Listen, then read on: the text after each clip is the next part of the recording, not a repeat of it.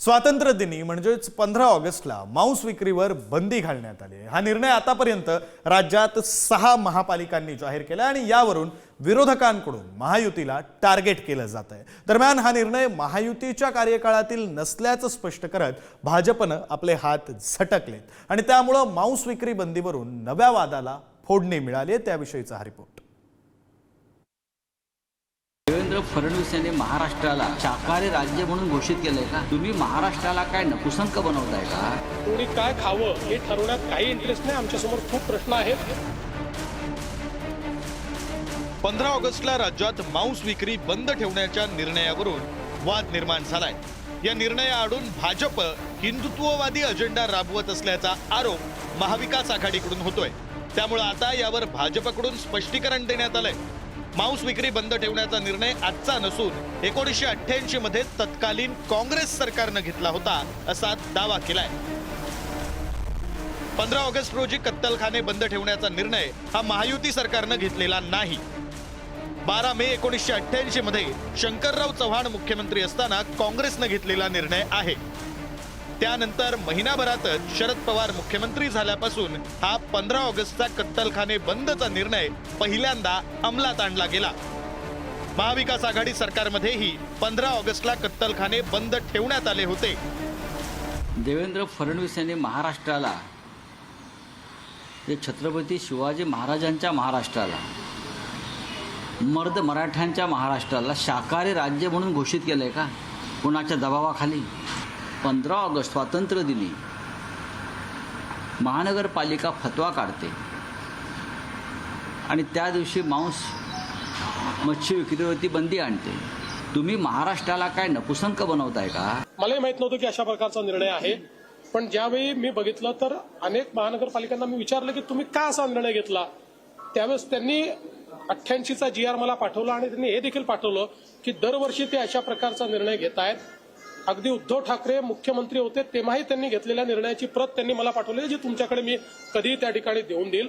शेवटी सरकारला कोणी काय खावं हे ठरवण्यात काही इंटरेस्ट नाही। आमच्यासमोर खूप प्रश्न आहेत। काही लोक तर इथपर्यंत पोहोचले की ते शाकाहारी खाणाऱ्यांना नपुंसक म्हणायला लागले, इथपर्यंत लोक पोचायला लागले। तर हा मूर्खपणा बंद केला पाहिजे। कल्याण डोंबिवली पाठोपाठ मांस विक्रीच्या बंदीसाठी राज्यातील महापालिका एक एक करून पुढे सरसावतायत। आतापर्यंत 29 पैकी 6 महापालिकांनी 15 ऑगस्टला चिकन मटन विक्रीवर बंदी घातली आहे। अमरावती, संभाजीनगर, नागपूर, मालेगाव, जळगाव, कल्याण डोंबिवली। पण आपण सगळे मास्य भक्षण करणारी लोक आहोत। आपलं पूर्वज मास्य भक्षण करत होते, अनादी काळापासून आपण मास्य भक्षण करत आहोत। अचानक त्याच्यावरती हा कुठला तरी ब्राह्मण्यवादाचा पगडा आणून ठेवायचा आणि मांसावरती बंदी आणायची हे कारण नाही। सत्ताधारी पक्षातले एक ज्येष्ठ नेते सुद्धा म्हणाले की कुठलाही उत्सव, कुठलाही सण, कुठलाही राजकीय प्रोग्राम कसा साजरा केला जातो, तर म्हणाले बकरं कापली जातं। त्यांचा शब्द बकरं होतं, बकरं कापलं जातं। जर त्यांना समजतं बकरं कापलं जातं तर कशाला बंदी आणून? असं आहे की फक्त द्वेष प्रक्रिया समाजामध्ये सुरू ठेवायची, याला काय अर्थ आहे का? कल्याण डोंबिवलीमध्ये याच्यापूर्वी काही सरकारने 2-3 सरकारने मागच्या काळात त्याचे नाव घेतलं तर राजकारण होईल। शरद पवार साहेबांपासून इतिहास काढला ना, कितीतरी वेळा काय काय काय काय काय काय आदेश झाले आहेत। तर आपण सर्व आदेशाचा अभ्यास करा। विशेष म्हणजे उपमुख्यमंत्री अजित पवारांना मांस विक्री बंदीचा निर्णय पटलेला नाही। त्यामुळे मांस विक्री बंदीचा निर्णय मागे घेऊन दाखवा असं आव्हान आमदार रोहित पवारांनी दिलंय।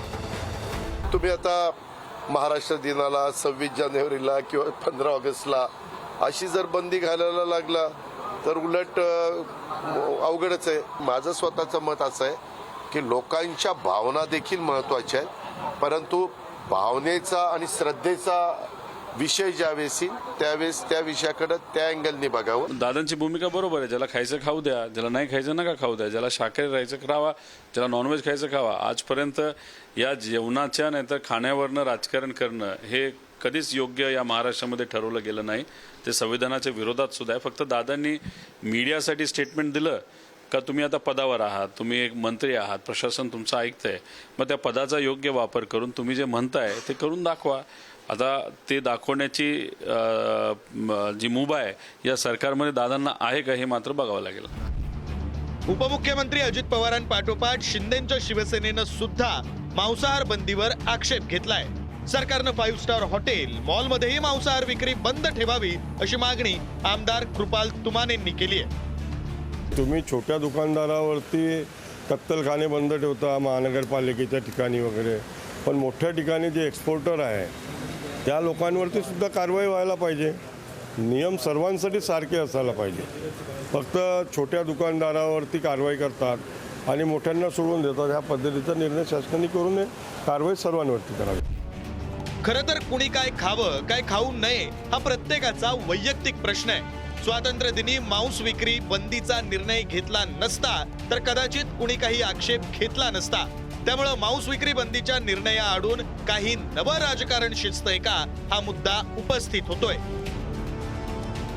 ब्युरो रिपोर्ट, पुढारी न्यूज.